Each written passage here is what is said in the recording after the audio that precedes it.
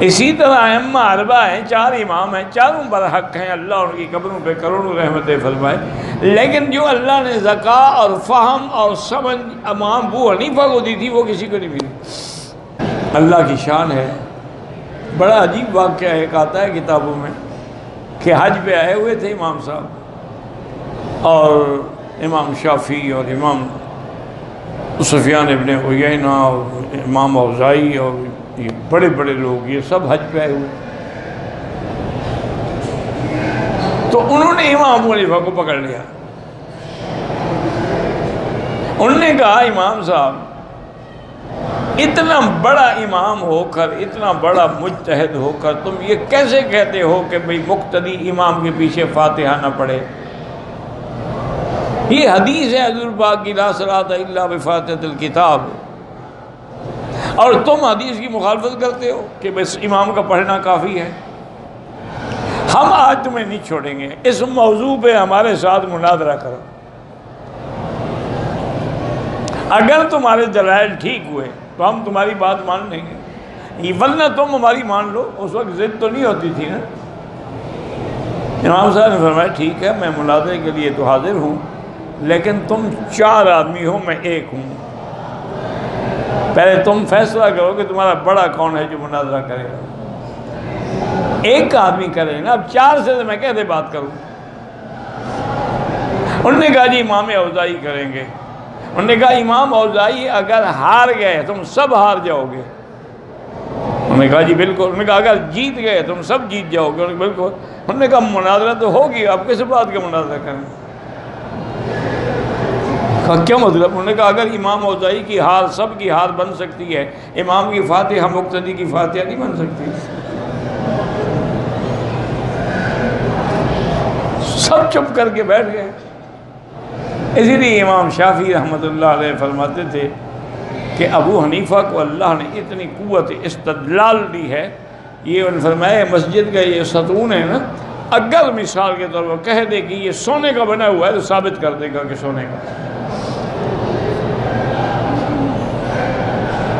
لیکن اس وقت اختلاف ہوتے تھے دین کے علم کے لیے، جھگڑے نہیں ہوتے تھے، ایک دوسرے کے خلاف فتوے نہیں ہوتے تھے۔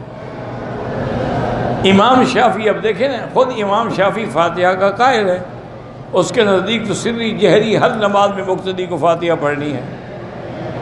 اچھا امام صاحب جو تھے امام شافعی اللہ انہیں قبر پہ کروڑ رحمتیں فرمائے، تم تو سن سکتے ہو، باتیں کر سکتے ہو، وہ نہیں کر سکتے جو اللہ نے ان کو دیا تھا۔ رمضان المبارک میں ہر رات امام شافعی ایک قرآن کا ختم کرتے تھے۔ تم تو اگر امام صاحب ذرا لمبی قرات کر لیں تو تمہاری ٹانگیں جواب دے جاتی ہیں۔ کہتے ہیں دوسری مسجد دیکھو جی، یہاں تو امام صاحب کو بریک لگے ہوئے ہیں، وہاں چلو جہاں 1 سپارہ بھی پڑھا جائے اور آدھے گھنٹے میں 20 رکعتیں بھی ہو جائیں۔ اور ہمارے پاس بھی ماشاءاللہ حافظ بڑے ہیں، بس تعلمون یعلمون کا پتہ لگتا ہے، اور کوئی پتہ لگتا ہے کیا پڑھ رہے ہیں۔ بہرحال تو امام شافعی تو بڑے سخت تھے نا اس مسئلے میں، ان کے نزدیک سری جہری حال میں تو آپ نماز نہیں پڑھاتے تھے۔ جب نماز کا کوئی وقت سفر میں بھی ہو جاتا، کسی شاگرد کو کہتے بھی تم پڑھاؤ۔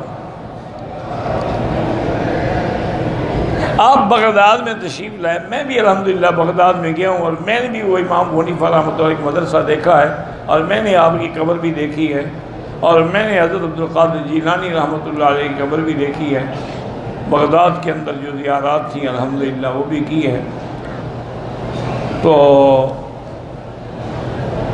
وہاں جب گئے تو اس مسجد میں جو قبر کے ساتھ مدرسہ اور مسجد ہے امام صاحب کی، وہاں نماز کا وقت ہوا تو جلدی سے امام شافعی مصلی پہ کھڑے ہو گئے۔ تو طالب اور شاگرد اور سب حیران ہو گئے کہ امام صاحب تو نماز پڑھاتے نہیں، آج کیا شوق ہو گیا ہے۔ اور الحمدللہ اللہ کا شکر ہے کہ آج ہم امام صاحب کے پیچھے نماز پڑھ لیں گے، اتنے بڑے متقی آدمی کے پیچھے۔ جب نماز ہو گئی شاگردوں نے پوچھا کہ حضرت آج تو خلاف واقعہ آپ نے نماز پڑھائی۔ فرمایا استحییت من صاحب ھذا القبر، اس قبر والے سے مجھے حیا آیا۔ کہ اس کے نزدیک مقتدی پہ فاتحہ نہیں ہے، اور میں اگر مقتدی بن کے فاتحہ پڑھتا تو اس کے قول کی مخالفت کرتا نا، اس لیے میں امام بن گیا۔ امام کی فاتحہ میں کسی کا جھگڑا نہیں ہے، امام نے فاتحہ پڑھنی۔ یہ ادب تھا، یہ احترام تھا۔ اللہ تبارک و تعالی ان ائمہ پہ کروڑوں رحمتیں فرمائے۔ اختلاف صحابہ کے درمیان بھی ہوا ہے، اختلاف مجتہدین کے درمیان میں بھی ہوا ہے، تابعین کے درمیان بھی، لیکن وہ اختلاف ذاتی اغراض کے لیے نہیں تھا، وہ اختلاف علمی ہوتا تھا۔ علمی بحث ہے، ایک آدمی کی سمجھ میں یوں ہے، ایک کی سمجھ میں یوں ہے۔